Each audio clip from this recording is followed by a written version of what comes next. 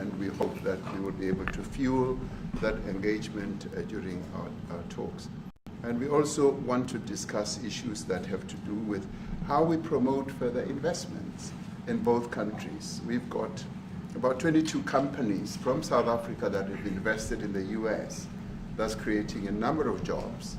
And similarly, you've got almost 600 companies that have invested in South Africa, and some of them have been in South Africa for more than 100 years. That's true. So our links are really long-lasting, and we would like to recalibrate those relations between our two countries and discuss a whole range of issues, geopolitical, the work that you're doing to bring peace around the world, in Ukraine and in the Middle East.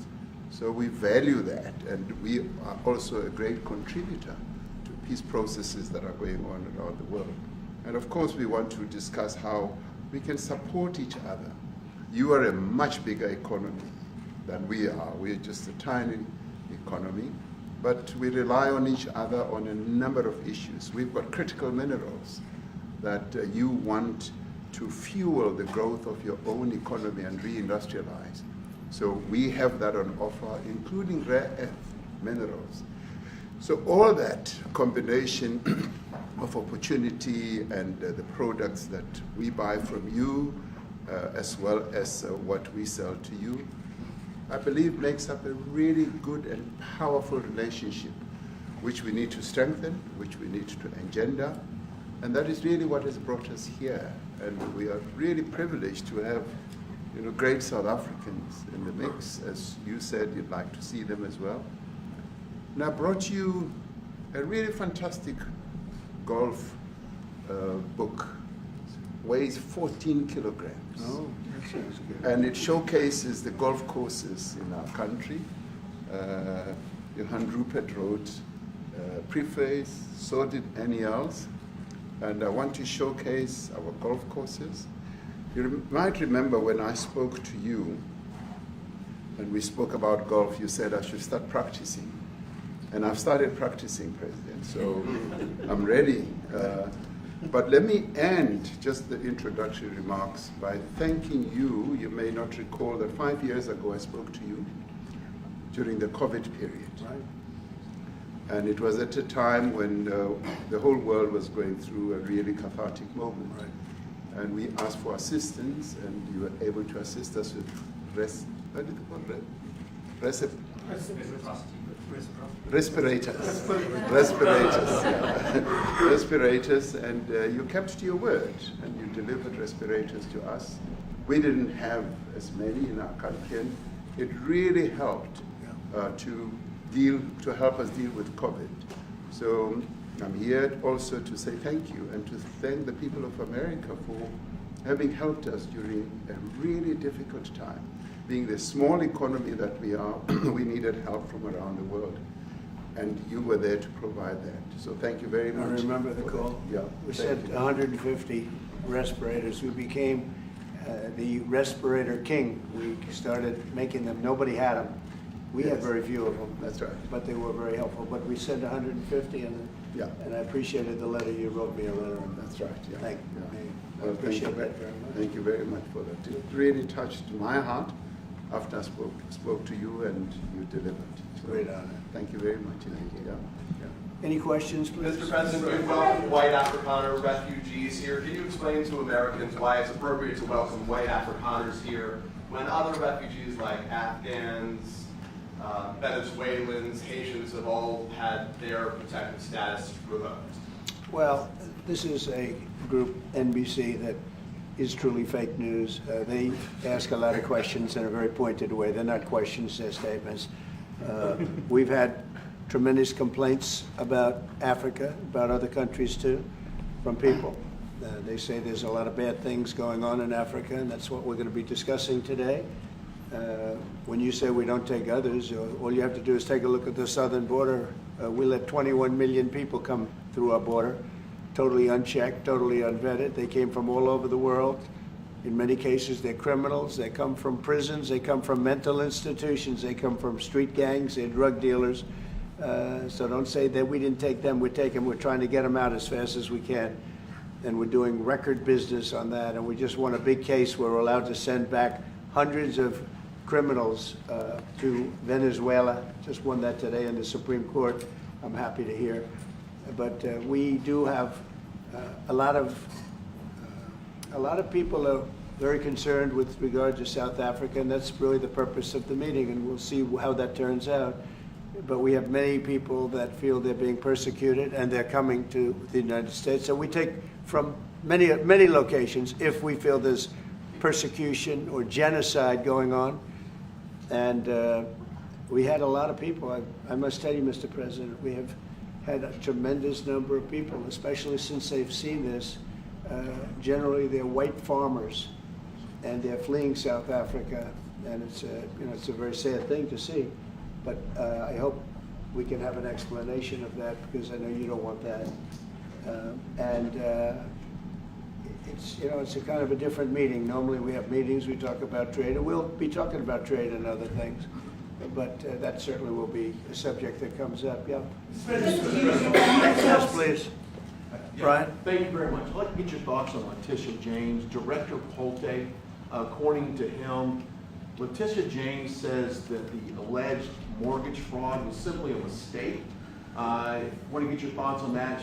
She put down that her father was her husband in order, and this is very similar to, I guess, the false attacks they had on here.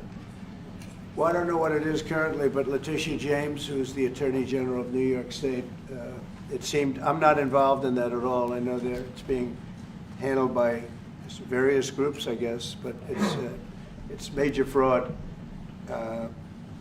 mortgage documents, and fraudulent everything. I think she said the father was her husband, which she had to have a husband, or so she chose her father, and she put it down, and she had didn't she sign in Virginia, yet she said she lived in Virginia, yet she's the New York State Attorney General, and she did that for tax reasons, so she could take advantage of taxes. And she had the wrong number of units. She had a much different number, which wouldn't have allowed her to qualify and scam the government. So I don't know. I think she's very bad for New York, but I really don't know too much about it, but I appreciate the question. Yes, thank you very much. Yes. Mr. President, what's the for you to be convinced that there's no genocide? Please. Thank you, Mr. President.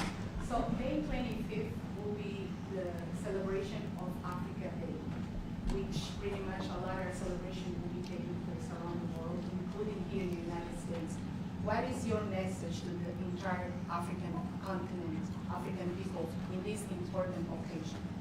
Well, I want to see peace, and I want to see happiness. I want to see health, and you have incredible land. There's tremendous value. A lot of countries don't have that value in the land, the value you have. We have a situation, I think you probably heard about it. We've done, through some very talented people, helped settle a war that's been raging for years, Rwanda and the Congo.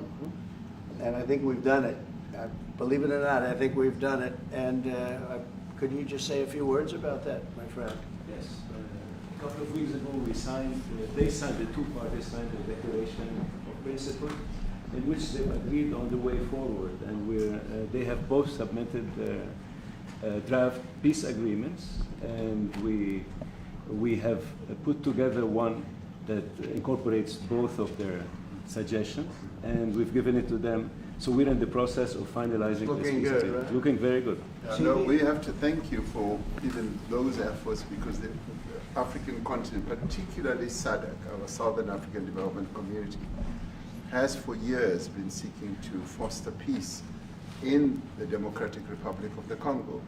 So all efforts, including those from outside the continent and inside the continent, are really worthwhile. We are removing our troops from there so that peace can then prevail in that whole area. And we hope that with the support of the international community, we will really have peace in that area. It's so vital, it's so important for the whole region. Well, we sent our people there, and I think we did a very good job, as headed by my friend. And that was great. That was great. I mean, I'm just hearing phenomenal reports, because all I'm hearing is death, and they're chopping heads off, and it's horrible over there. And it was really brave of you to go there, and I really appreciate it. And it looks like we have something very, very substantial. We also talked about trade with them in terms of rare earth and all, but really more for the. It's like if you take a look at what we just did with Pakistan and India, we settled that whole thing, and I think I settled it through trade. We're doing a big deal with India. We're doing a big deal with Pakistan, and they said, "What are you guys doing?" You know, somebody had to be the last one to shoot, but the shooting was getting worse and worse, bigger and bigger, deeper and deeper into the countries, and we spoke to them, and I think you know, I hate to say we got it settled, and then 2 days later, something happens, and they say it's Trump's fault, but Pakistan has got some excellent people and some really good, a great leader. And India is my friend, Modi. Modi? And he's a mutual friend? Yeah, Yes. he's a great guy. Mm-hmm. And I called them both, and we just did something good. We're trying to settle Russia, Ukraine. Spoke with President Putin for 2.5 hours the day before yesterday. I think we made a lot of progress, but that's a bloodbath. 5,000 people are being killed a week, 5,000 soldiers a week, not including people in cities and towns that are also being killed. So we're trying to help. And it doesn't affect us. It's not our people, it's not our soldiers, it's Ukraine and it's Russia, but if we can save 5,000 souls, we'll do it. You know, we're pretty good at it. But that's a bad situation. That is a really bad situation. Well, you'll recall when President Zelensky was coming to South Africa, that's when I spoke to you. That's right. We both agreed that we need to push the peace message so that there can really be peace. And we've been involved in the Ukraine-Russia conflict for quite a while through my Minister of State Security here. We've been dealing with them, the exchange of children who were taken away, going through names and addresses and all that. So we've been invested in that whole process as well. And the moves that you're making are fully supported by us because we would like to see the end of that war. That's true. I called Zelensky, and they said, he's in South Africa. I said, what the hell is he doing in South Africa? He was talking to us. We got this one. I said, that's a strange one. I said, what are you doing in South Africa? Yes. That's a strange one. He's trying to make peace.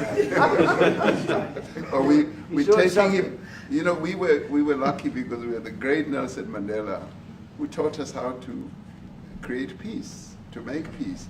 So we were imparting some of those lessons to him, some of those learnings, and I specifically mentioned to him that this is how Nelson Mandela taught us that when you want to have a peace in a country, do it on an unconditional basis and sit down and talk.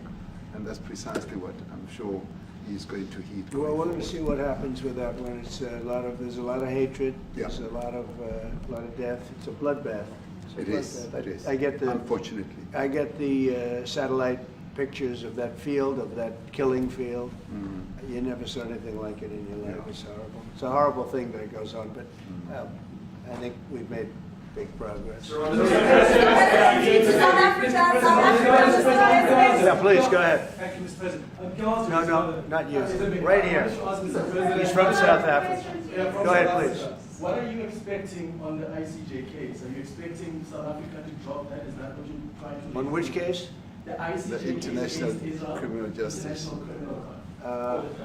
I don't expect anything, to be honest. I really don't. I don't know. It's they've got a case. There's a lot of anger there, tremendous anger. I don't expect anything. We'll see what happens. We'll have a ruling, and who knows what the ruling is going to mean. Yeah. On that subject of Gaza, Mr. President, are you going to be speaking to Prime Minister Netanyahu about Israel's renewed offensive there? There's been a lot of concern from European countries. The Pope has expressed concern. Are you going to be asking Prime Minister Netanyahu to tone down the offensive in Gaza to let more aid in? Was that a question or a statement? It's a question. This guy's, you never change. Mr. President, decide what will it take for you to be convinced that there's no white genocide in South Africa? Well, I can answer that for the President. It's for him. No, seriously. I'd rather have him answer. Yeah, I'd rather answer that. It will be. Our President will respond to you. Yeah, let me, Thank you, Mr. President. It will take President Trump listening to the voices of South Africans, some of whom are his good friends, like those who are here. When we have talks between us on around a quiet table, it will take President Trump to listen to them. I'm not going to be repeating what I've been saying. I would say if there was Afrikaner farmer genocide, I can bet you these three gentlemen would not be here, including my Minister of Agriculture. He would not be with me. So it'll take him, President Trump, listening to their stories, to their perspective.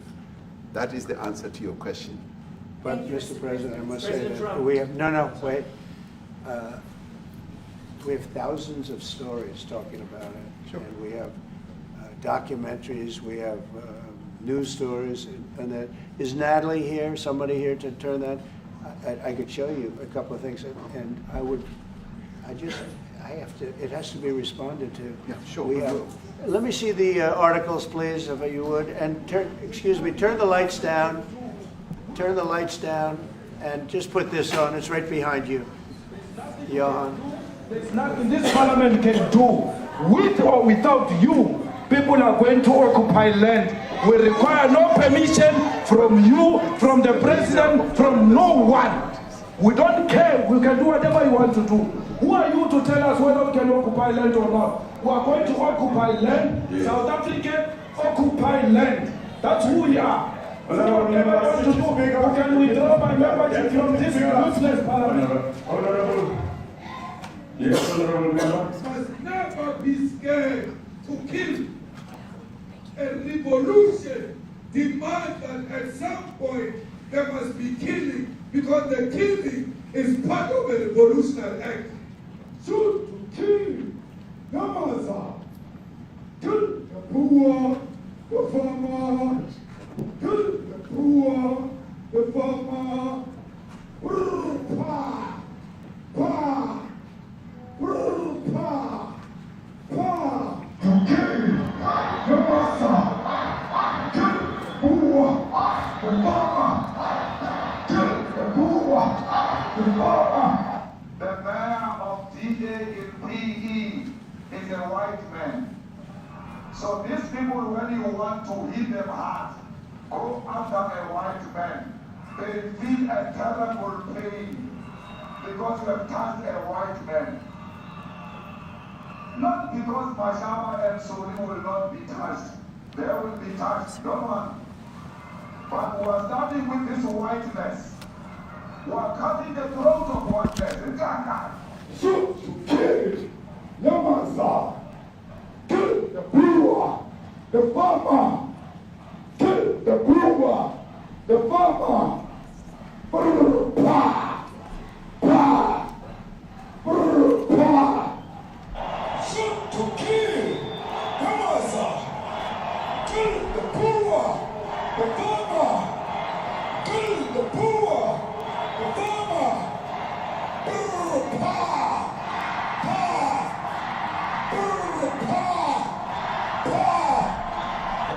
I don't know what's going to happen in the future. I'm saying to you, was not called for the killing of white people, at least for now. I can't guarantee the future. Yeah, but I mean, you understand somebody watching that, especially as it gets shared on Twitter, they freak out. It sounds like a genocide over there.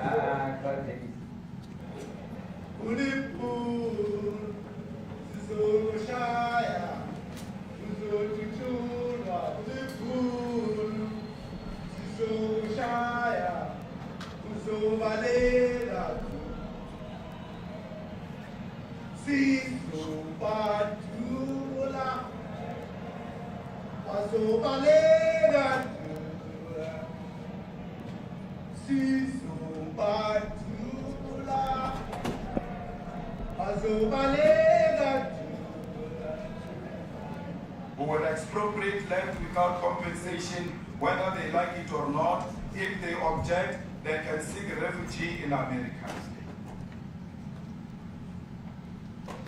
Now this is very bad. These are burial sites right here. Burial sites. Over 1,000 of white farmers, and those cars are lined up to pay love on a Sunday morning. Each one of those white things you see is a cross. And there's approximately 1,000 of them. They're all white farmers, the family of white farmers. And those cars aren't driving, they're stopped there to pay respects to their family member who was killed. And it's a terrible sight. I've never seen anything like it. Both sides of the road you have crosses.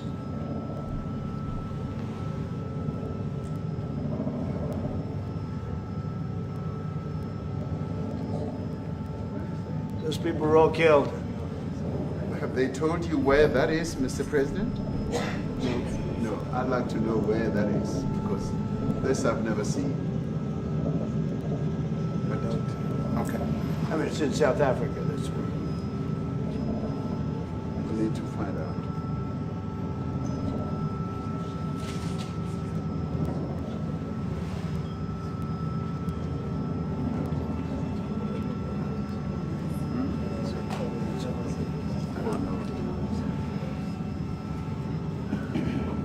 Those people.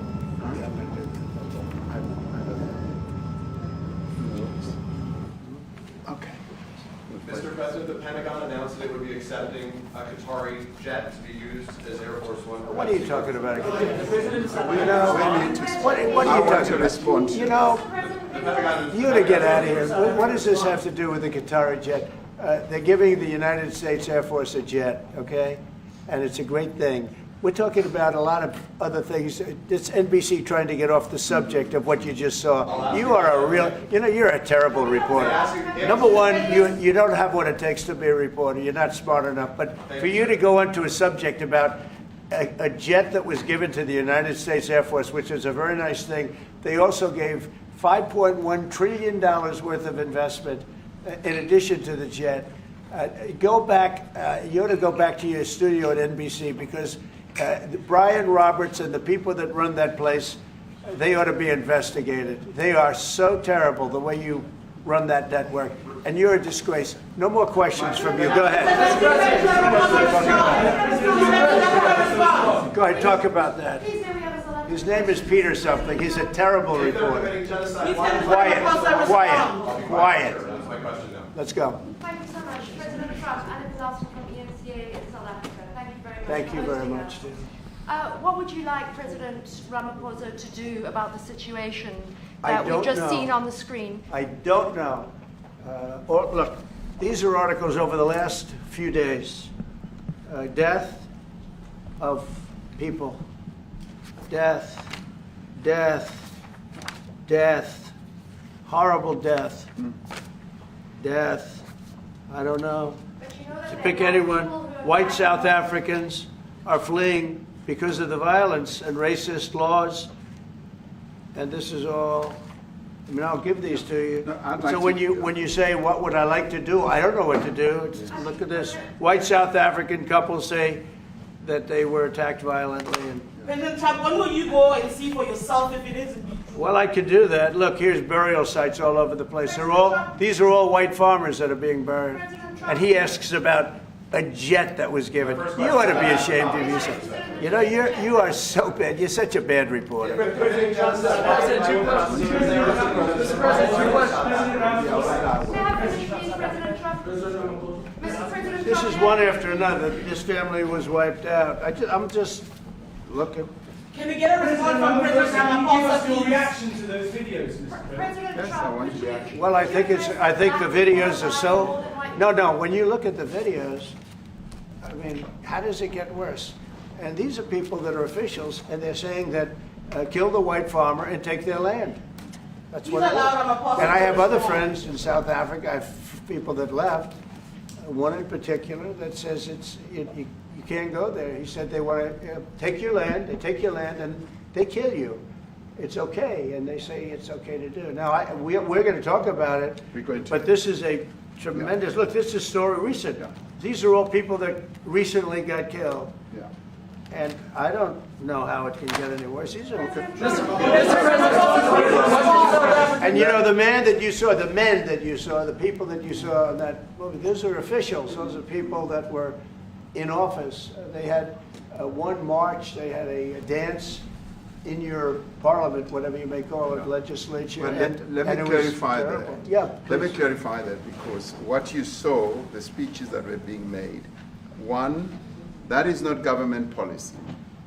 We have a multi-party democracy in South Africa that allows people to express themselves, political parties to adhere to various policies, and in many cases, or in some cases, those policies do not go along with government policy. Our government policy is completely against what he was saying, even in the parliament. And they're a small minority party, which is allowed to exist in terms of our constitution. But you do allow them to take land. No. You do allow them to take land. Nobody can and then take when land. they take the land, they kill the white farmer. And when they kill the white farmer, nothing happens to them. No, there is Nothing happens to There them. is criminality in our country.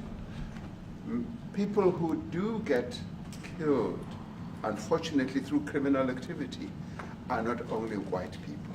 Majority of them are black people. And we have now The been farmers are utilized. black. The farmers are not black. We I don't now- say that's good or bad, but the farmers are not black.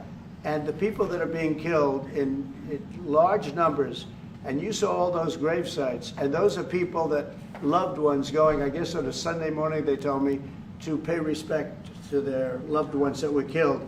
Their heads chopped off, they died violently. And, you know, I mean, we're here to talk about it, and I didn't we know will we'd get talk about it. involved here, but I will say this, that if the news wasn't fake, like NBC, which is fake news, totally, one of the worst, ABC, NBC, CBS, horrible. But if they weren't fake news like this jerk that we have here, if we had real reporters, they'd be covering it. But the fake news in this country doesn't talk about that.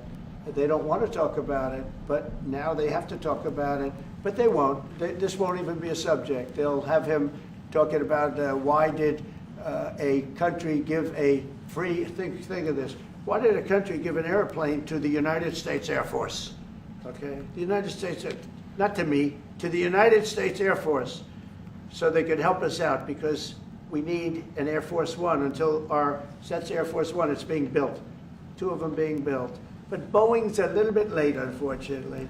So why did they give us a plane to the United States Air Force? That's what that idiot talks about after viewing a thing where thousands of people are dead. I'm sorry, I don't have a plane to give you. I wish you did. I'd take it. I would take it. If your country offered the United States Air Force a plane, I would take it. Okay. But coming back to this issue, which I really would like us to talk about, and talk about it very calmly. We were taught by Nelson Mandela that whenever there are problems, people need to sit down around a table and talk about them. Well, there are And this is problems. precisely what we would also like to talk about, including, of course, trade matters, investment matters. So the issues that concern you as the United States. Those are all recent. Those are all deaths. Yeah, in many ways, I mean, one should say you are a partner of South Africa, and you are raising concerns, and these are concerns that we are willing to talk to you about. Let me just add quickly, you know, the criminality that we are experiencing in our country needs quite a lot of technological capability. And in one of our areas in South Africa, we're using US technology, which is able to, in many ways, identify where shootings are happening and all that. And I'd like to talk about that, because there is support that we can get from you as the United States to help us deal with all these acts of criminality. And that is what I believe partnership is all about. And we are here as a partner so that we can help each other whenever there are challenges. So I'd like us to discuss it, and of course outside of the media, so that we sit down and have a really good discussion that will lead to good outcomes. Are there any other further punitive measures that could be in place should you not be satisfied that South Africa is fixing some of the very bad things in the comments that you tweeted are happening?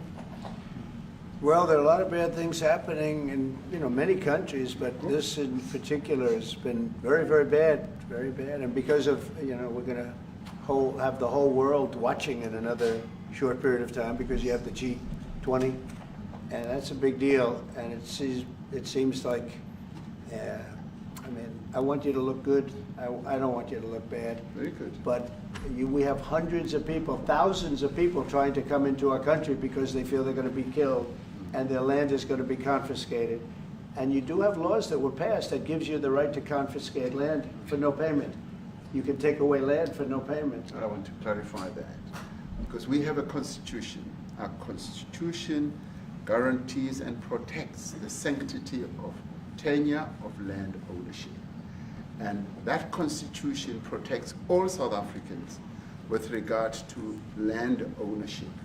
However, we do say, because we've got to deal with the past, the government, and as your government also has the right to expropriate land for public use.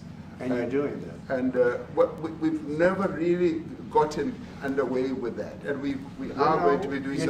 You're taking people's land away we have not. from them. We have, And those people in many cases are being executed. They're being executed. And they happen to be white, and most of them happen to be farmers. mm-hmm. And that's a tough situation. I don't know how you explain that. How do you explain that?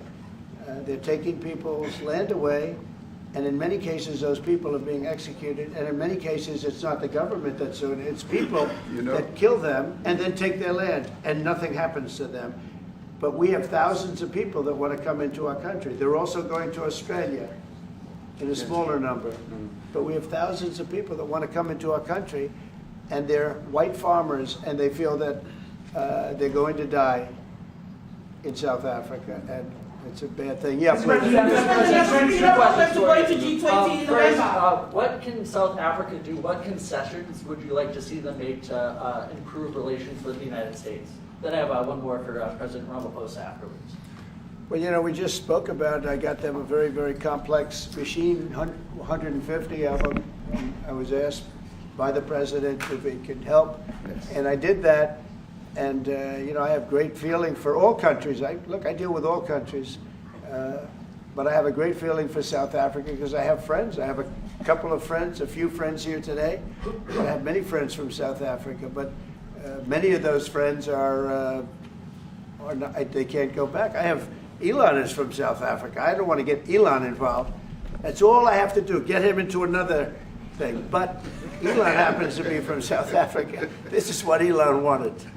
He actually came here on a different subject, sending rockets to Mars, okay? Yes. He likes that better. He likes that subject better. That's right. But Elon is from South Africa, and I don't want to talk to him about that. I don't think it's fair to him. That's right. But I will say that people are fleeing South Africa for their own safety. Their land is being confiscated, and in many cases they're being killed.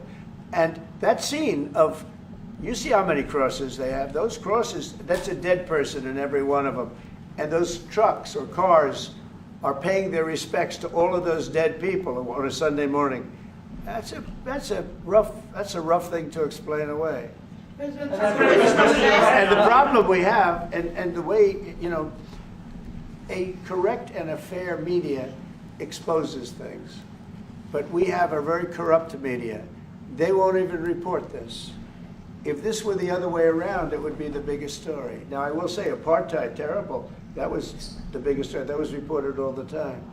This is sort of the opposite of apartheid. What's happening now is never reported. Nobody knows about it.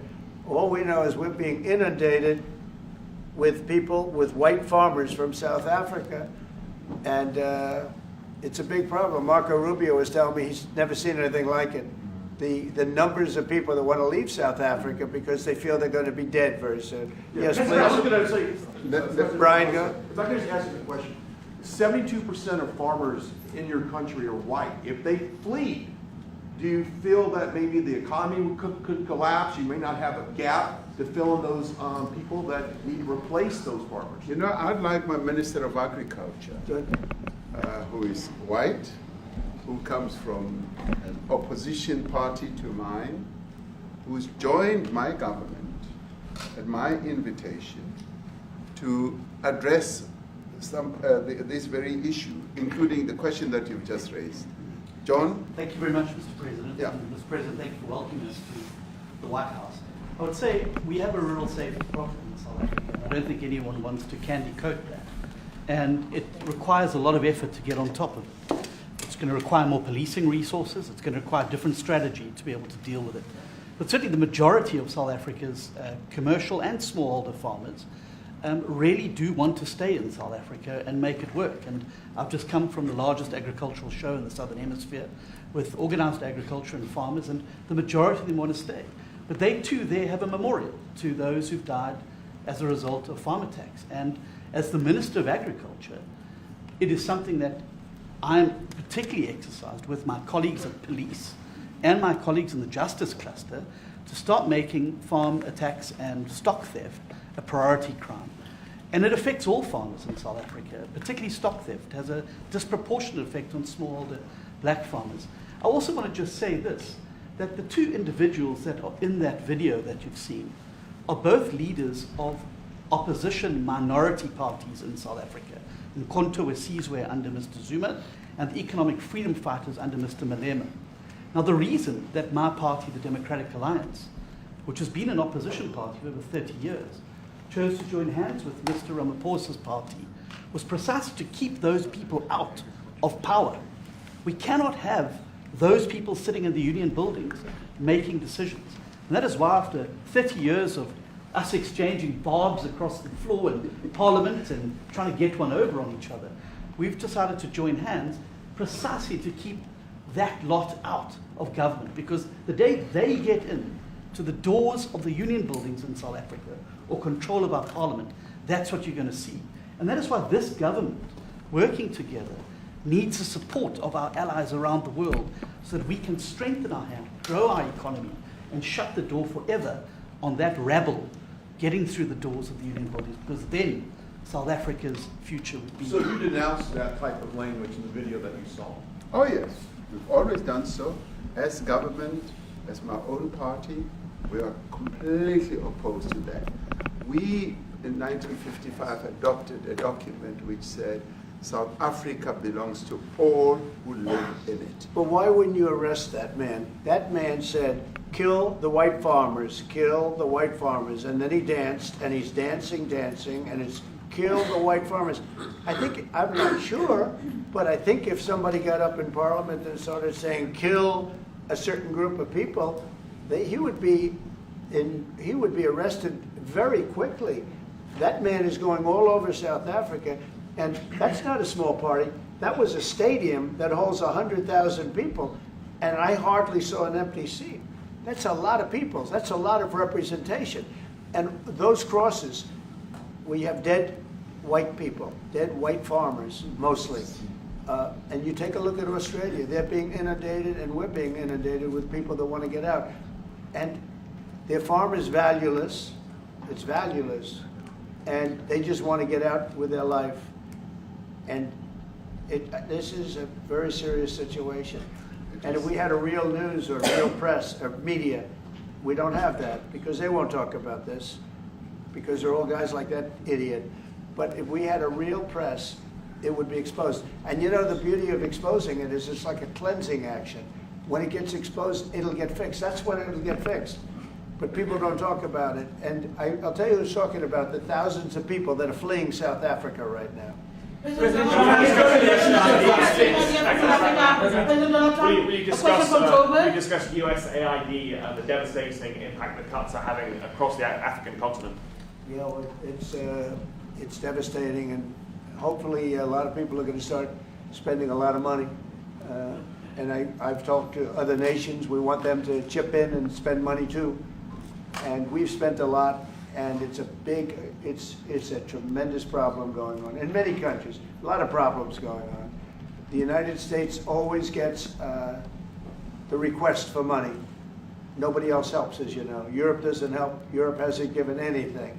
All they do is sue our companies. You know, they sue Apple, and they sue all of our companies. Apple had to pay $17 billion on a nonsense lawsuit. Very unfair. But we We're going to always be there to help. President, the Afrikaner is Sherwood Rice by South African Broadcasting. If this Afrikaner resettlement issue is resolved, you're going to go into a room after this, you guys are going to talk. If it is resolved, what is the potential for the future-looking relationships It's between the United fantastic. States? It's got to be resolved. It should be resolved. It's a little bit bad when you see a stadium with 100,000 people in it, because that means it's more than just a little movement. It's a pretty big movement in South Africa. So it has to be resolved. It'll be the end of the country if But it's is not there resolved. potential for the relationship moving forward? I hope so. Are you That's going why to I'm G20 in here. November? I mean, I'm not here for my health. I'm here to see what it is. No, I'd like to see. I have friends. I can tell you, Ernie Els and Retief Goosen, they feel so strongly they wanted to be here on behalf of South Africa, not on behalf of me. And, you know, they said, can we be here for this? Because they love the country. Ernie, do you guys want to say a couple of words? I hate to put you in this. This is tougher than sinking a 3-footer. They have, and they've sank many 3-footers. Thank you, Mr. President, and thanks for the honor of being here. We've known each other a long time. We have spoken. You know, we're proud South Africans. I still have my South African passport. You know, we travel with this passport, you know, and I got my visa here. So, you know, but we want to see things get better in our home country. That's the bottom line. It's been 35 years since the transition. President Ramaphosa was right in the middle of the transition time in 1990 and before that. So it's been 35 years of ANC government. And I know there's a lot of anger, you know, through the transition. There was also a lot of stuff happening in the apartheid days. You know, we grew up in the apartheid era. But I don't think two wrongs makes a right.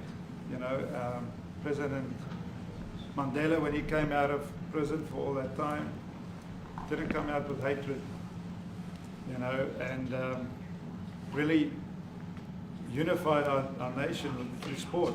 You know, we won the Rugby World Cup in '95. 4 times. We won the African Nations Cup, soccer. You know, we won some majors as golfers and so forth. So what I'm trying to say is, you know, this has been a long time coming. That's why we really wanted to meet you, meet the administration, and see our way forward, because we still want to see our country flourish. You know, we've got some great things going on. Business is getting involved with government. Farmers are getting involved in local municipalities, trying to rebuild some of the infrastructure that's been decaying for a long time. So there's a lot of coexistence going on and help from a lot of areas. But I feel we need the U.S. to push this thing through. We've got a great ally if we can have the U.S. It's always been an ally of South Africa for a very long time, even in the days of the war, you know, up in Angola. You know, you guys helped us. So very important for us to have your support and you know, get the change we need. Where did you do that well? You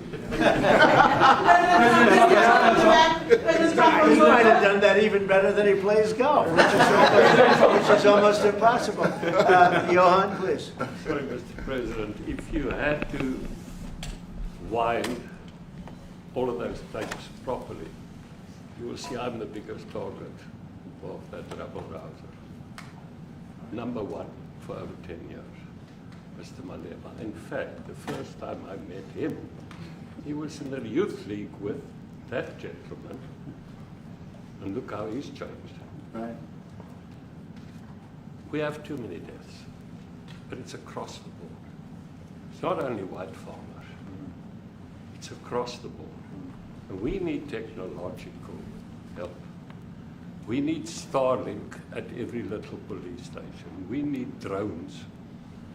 I actually got drones donated for the peace parks to stop elephant and rhino poaching. And his predecessor stopped the importation because he said the United States would spy on us. I mean, US basics, the ridicule. So if you can help us. Remember, sir, you and I lived in New York in the 70s. We never thought New York could be what it became. 2 commissioners, a tough mayor.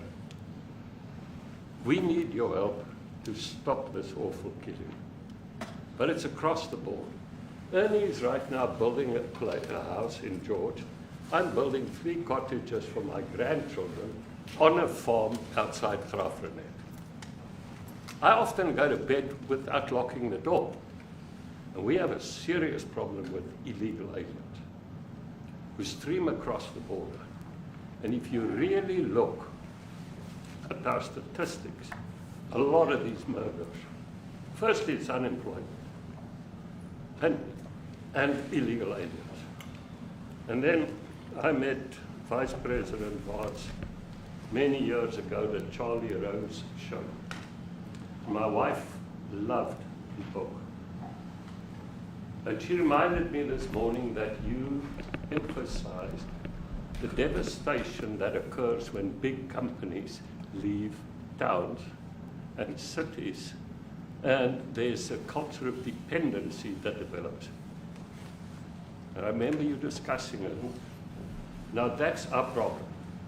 If we don't get our economy to grow, the culture of dependency and the lawlessness will increase. I've again been against apartheid all my life, and I'm their #1 target. Please just Google my name and Malema. You'll see it, sir. He marched on the farm. But the crime is bad. The crime is terrible, sir, but Mr. Steenhuisen won't admit to it, but he runs the Western Cape, where I live. And the biggest murder rate is in the Cape Flats. Gangs. We've got gang warfare. Like your M33, what are these guys? We've got the equivalents there. But we need your help, sir. And we need Elon technology. Well, one of the real areas of support is really in investments. We've got to grow our economy, because through growing the economy, we're then able to create more jobs. Because crime really thrives where there is inequality and unemployment. And that is one of the reasons that has brought us here, to improve our investment relations, our trade relations, so that we can preserve the number of jobs that your companies have created in South Africa. By virtue of what we export to you, we are able to create up to 500,000 jobs in the auto industry, in the agricultural industry, and a number of other industries, mining, where we export things to you. And we also know that as South African companies invest here, you are also able to create jobs. So it's a mutually beneficial relationship. So our main real reason for being here is to foster trade and investment, so that we are able to grow our economy with your support, and so that we are also able to address all these societal problems, because criminality thrives when people are unemployed, when they have no other hope to eke out a living.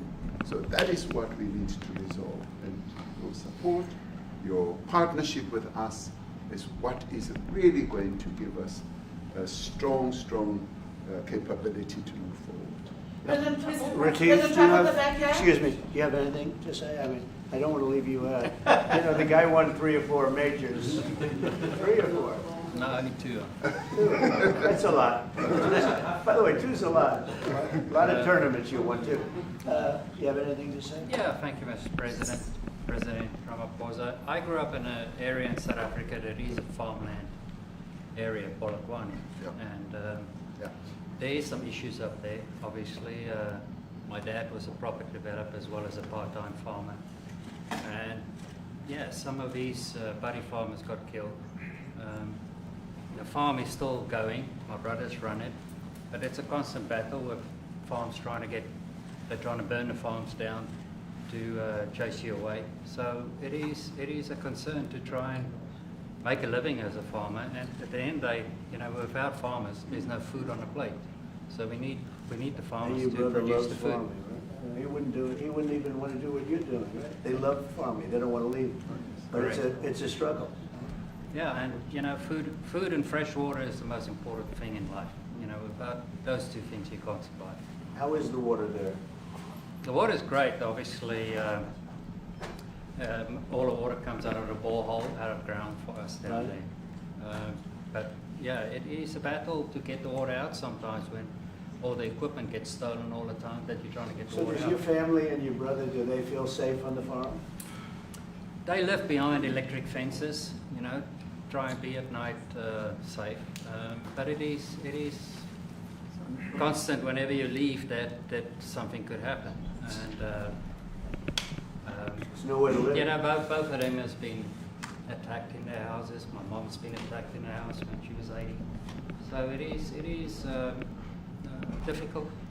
But the guys live a great life despite everything going on. Something. President Trump, I brought along the president of the largest trade union in our country, Ziggy Solosi, because she leads many, many workers, more than 1 million, 2 million workers. And maybe we should give her a chance to say something because she's come all the way to join us. Thank you very much, Mr. President Trump, Thank you. for having us, and President, for extending the invitation to us as organized labor. And I must say that we are here to support the initiative that has been made by our government with business, of course, as organized labor. We've been coming to Washington on the AGOA trade relations in the previous regime. And I think at the center of it all, for me, it is exactly what Mr. Rupert has said, the importance of us growing the economy. We have always emphasized when we were here and kept on coming and negotiating on AGOA that the 600 US companies that are based in South Africa, as you said, President Ramaphosa, 500,000 jobs will be wiped out. We need more foreign direct investment in our country. We are not just talking about those that will lose employment, but we are talking about over 40% of people that are unemployed, that have no hope of ever finding a job. And we think that, correctly, as they have said, that we need to deal with the issue of porous borders in our country, so that everyone that comes in is documented. We also need to, and I would have thought that the minister would address the issue of land expropriation and how the policy works in South Africa.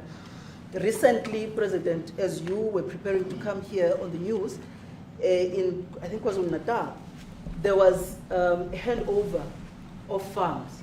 And white farmers were saying, we are donating the land, but also there's a willing buyer, willing seller in South Africa. So there is no expropriation without compensation. But it is a willing buyer, willing seller. And that white farmer was even saying, President, that the government is even paying more in buying the land than what the land is worth of. And I think those are the realities, President, that we must say that we need to address, of course, but also the importance of agriculture linked to AGOA. People rely on it, and I think, as Retief have said, for survival and living. But lastly for me, President, is also the issue of the crime statistics. There is no doubt about it that we are a violent nation, for a number of reasons, and we're not condoning anything. But also if you go into the rural areas where black majority are, you would see women, elderly, being raped, being killed, being murdered, and these are black elderly women that would be found throat slits, raped multiple times, and all of that. And the problem in South Africa, it is not necessarily about race, but it is about crime.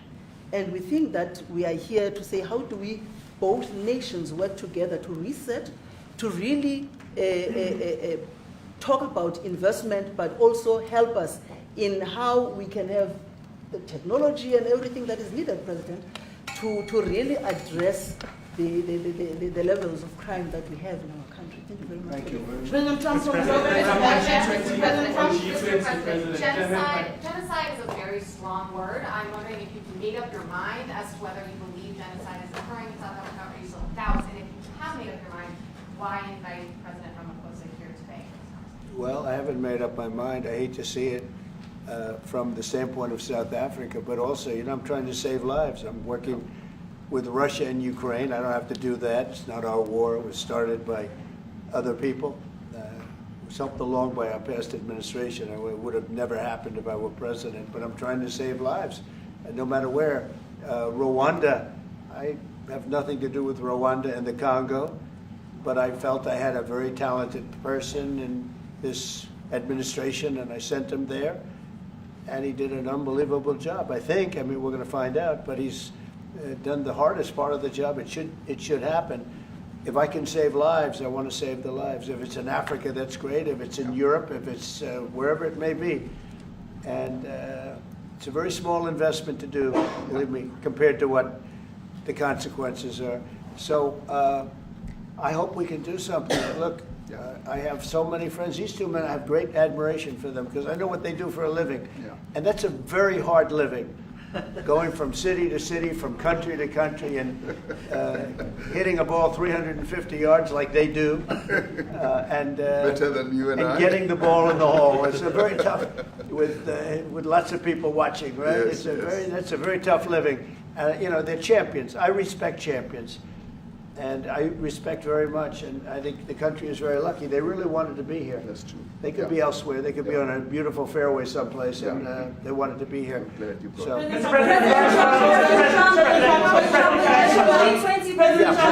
name is Yanda Mobile from Newsroom Africa in South Africa. Good. How important is it for the United States to be at our G20 summit in November, given the relationship between our two countries? You just heard what has been said to you just now. Are you coming, and are you preparing to come? So without the United States, the G20, just like the G7, used to be the G8, but brilliantly they threw Russia out. Would have been a lot better if Russia was in. A lot of people would say, oh, that's not it. Because if Russia was in, you probably wouldn't have this war. And if you had a different president, you wouldn't have the war either. But we have a G7. It's important that the United States is at both of them. I think without the United States, I really believe it's not very important. It's not the same meaning. As I said to President Trump, the U.S. really originated the G20. And it's important that the United States continues to play a key role in the G20. And we are privileged to be the president of the G20, but we are even overjoyed that we are going to hand over to the United States, who are the originators. And for that reason, I expect the United States to continue playing the leadership role in the G20 together with other countries. And I've said when I initially spoke to President Trump on the phone, I want him to come to South Africa for a state visit, and I also want him to come and participate in the G20. And I want to gladly hand over to President Trump to take the leadership of the G20 forward in November. Thank you very much. Thank you very much. Thank you. What is it going to take to convince you? They don't want to leave. They like you so much. How much do you need?